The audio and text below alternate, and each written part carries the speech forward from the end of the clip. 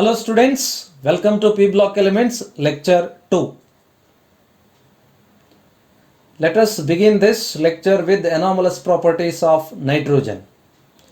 Here anomalous properties of nitrogen indicates nitrogen is going to show some properties which are different from rest of the elements present in the same group.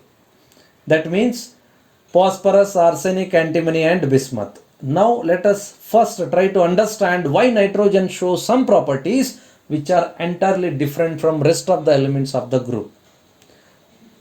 So reasons are like this. Reasons for anomalous properties of nitrogen.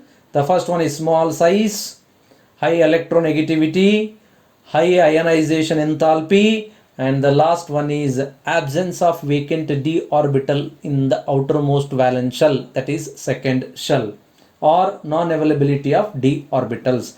Due to these four reasons, nitrogen is going to show some properties which are different from rest of the elements in the group. So what are they? Let us see that. Which are the properties nitrogen is going to show? Anomalous properties of nitrogen. Students, they ask this question for 2 marks. The first one, nitrogen forms a p-pi multiple bond with small atoms like or elements like carbon and oxygen, whereas rest of the elements, they do not form a p-pi multiple bond.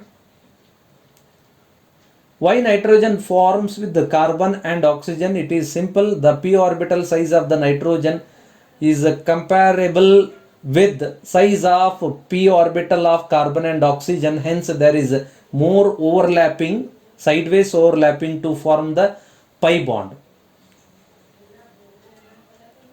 Nitrogen single bond is weak compared to phosphorus, arsenic and antimony single bonds.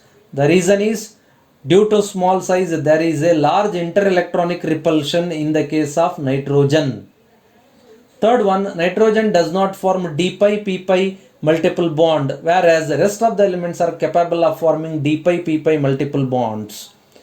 So reason is absence of d orbital in the case of nitrogen. The fourth one is covalency of nitrogen is 4. That means number of atomic orbitals available for chemical bonding are 4. 2s, 2px1, 2py1, 2pz1. Where rest of the elements can expand the covalency more than 4. For example, in the case of phosphorus, we have 3s2, 3px1, 3py1, 3pz1. So now phosphorus can excite that 3s2 electron to 3d orbital and it can expand its covalency to 5. So now after excitation we get 3s1, 3px1, 3py1, 3pz1 and 3d1. So total 5 orbitals available for bonding. Hence it like that other elements can also expand the covalency. Preparation of dinitrogen. The first one is the laboratory method. Dinitrogen in the lab prepared by the reaction between ammonium chloride and sodium nitrite. So here we are going to get a byproduct as nitrogen gas or dinitrogen water and sodium chloride. Small amounts of nitrogen monoxide and nitric acid are formed during this reaction, students, and they are removed by passing the gas through aqueous sulfuric acid and potassium dichromate.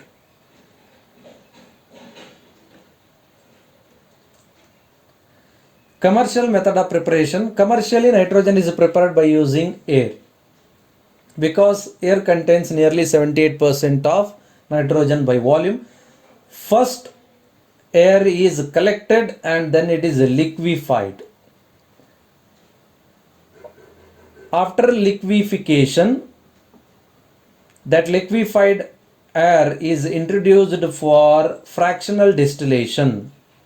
So based on the boiling point temperature, different gases are separated. Boiling point of liquid nitrogen is 77.2 Kelvin. Third method, by thermal decomposition of ammonium dichromate. So when ammonium dichromate undergoes thermal decomposition, dinitrogen gas is obtained as the product. So ammonium dichromate undergoes thermal decomposition and nitrogen gas is going to be produced. So in this reaction, this is ammonium dichromate. So when it is heated strongly, it decomposes to form dinitrogen along with oxide of chromium and water as the product. The fourth method, from suspension of bleaching powder and ammonia. Bleaching powder is calcium oxychloride or calcium hypochlorite. So when it reacts with ammonia, it leads to the formation of dinitrogen gas along with byproducts of calcium chloride and water. The fifth method, thermal decomposition of metal azides. Students, this method is used for the preparation of very pure nitrogen gas. You can take sodium azide, you can take barium azide, or any other alkali metal azide you can take. You can decompose it and you can get pure nitrogen. See, this is the formula of azide ion. So sodium azide, when it is heated, it decomposes to form sodium and dinitrogen gas. Similarly, barium azide, when it is heated, it also decomposes to form barium and dinitrogen. Highly pure form of nitrogen can be obtained by this method. Chemical reactions of dinitrogen. First, reaction with metals. When dinitrogen is heated strongly with metals like lithium, sodium, etc., we are going to get nitride as the product. Lithium nitride obtained as a product. When magnesium is heated with nitrogen, we are going to get magnesium nitride as the product. When aluminum is treated with nitrogen, we are going to get aluminum nitride as the product. Reaction with dioxygen. When a nitrogen reacts with dioxygen under different conditions, we are going to get different nitrogen oxides. N2O nitrous oxide, NO nitrogen monoxide, NO2 nitrogen dioxide, N2O3 dinitrogen trioxide, N2O5 dinitrogen pentoxide. That depends on the condition that we are going to maintain. So here, when it is heated at about 2000 Kelvin, we are going to get oxides of nitrogen, that is nitric oxide or nitrogen monoxide as the product. Action of calcium carbide. Calcium carbide reacts with dinitrogen to form calcium cyanamide as the product, CaCN2. Mixture of calcium cyanamide and graphite powder is called as nitrolim and it is used as explosive. Reaction with dihydrogen. When a nitrogen reacts with the dihydrogen, ammonia is going to form as a product, and this reaction is reversible and it takes place at a temperature of 773 Kelvin. Preparation of ammonia. Laboratory method. Ammonia is prepared by ammonium chloride. When ammonium chloride is treated with the alkali metal hydroxides like calcium hydroxide or alkaline metal hydroxides, we get ammonia as the product along with the calcium chloride.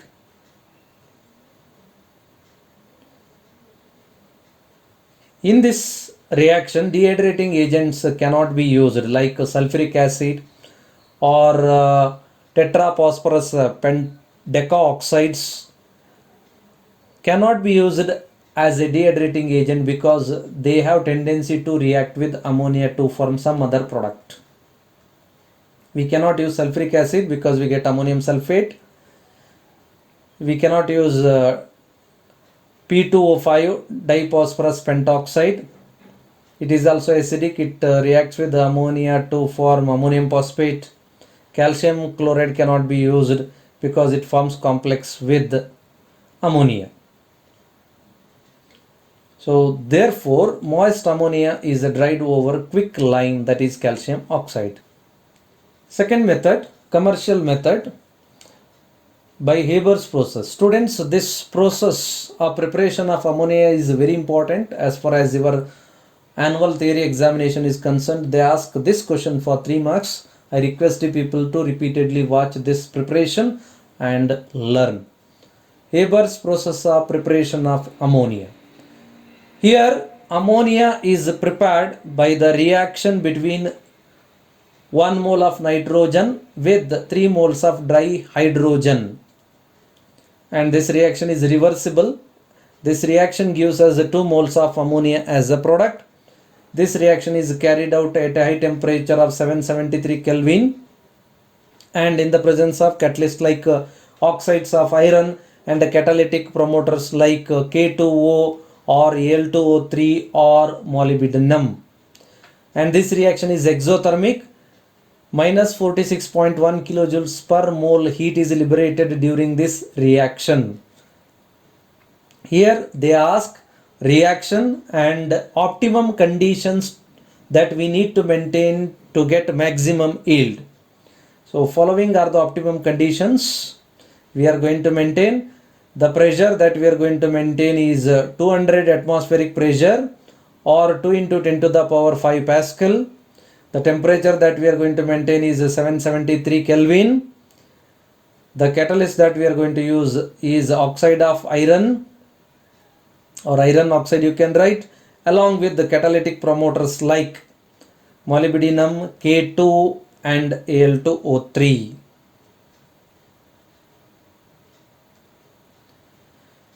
Sometimes even they ask you people to write the flow chart of preparation of ammonia. This is also very important. They ask this for 2 marks. So in this flow chart we can see here hydrogen and nitrogen, they are introduced here in the ratio of 1:3. And they are introduced to compressor where these gas mixtures are compressed to get a pressure of 200 atmosphere or 2 into 10 to the power 5 Pascal, or that can be written as 20 megapascal. So once they are compressed, they are introduced to the catalytic chamber where we have iron oxide along with the catalytic promoters like Al2O3 and K2O. And here students, temperature is maintained above 770 Kelvin. So under this condition, dinitrogen reacts with the dihydrogen to form ammonia as the product. This product now is introduced into the cooling chamber where it is compressed to form liquid ammonia. The unreacted nitrogen and hydrogen is repumped here and once again it is introduced to the catalytic chamber. The third method of preparation of ammonia is by action of calcium carbide on nitrogen.